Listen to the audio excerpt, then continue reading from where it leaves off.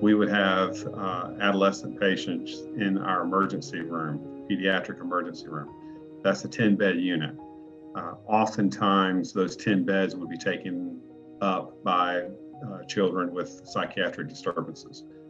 This gives them the opportunity to have a more secure environment for their needs to be met.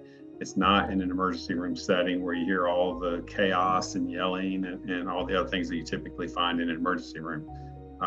If you have a child that's presenting for something like a traumatic issue, and then in the next room behind a curtain, you hear a child screaming because they got a broken arm, it's not real helpful to the recovery process for behavioral health.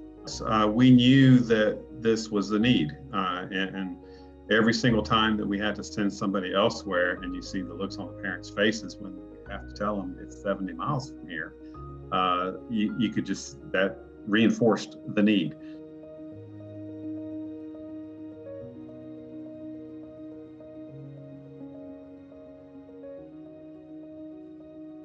Part of it is the adult system is more widespread. There's more facilities and resources for the adults, but also just the presenting problems that children and adolescents are coming to you with.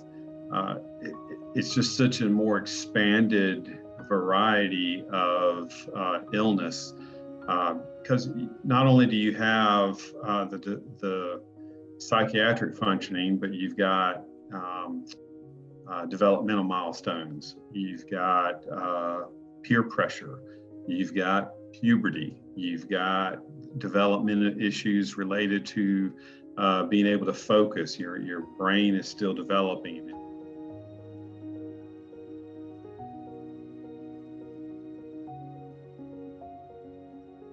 And it's an exciting population to work with too. And the thing that you're doing is, by working with them at a younger age, you're preventing them from needing those services at older age. So we hope to have that long-standing impact on the adult services side of the thing, so that a lot of these children can avoid future hospitalization. I can't tell you the number of people that we've worked with that on the adult side that have said, hey, if I would have had this 15 years ago when I was an adolescent, I may not have even needed this level of care. Super excited about that. That's almost like the icing on the cake. We have a relatively new psychiatric residency program here at Cape Fear. We are just now in our 4th year. When I used to work in a previous job, there were several studies done that showed just the tremendous lack of psychiatry services throughout the state of North Carolina, particularly child psychiatry. And at one time, there were 25% of the counties in the state that did not have any child psychiatrists.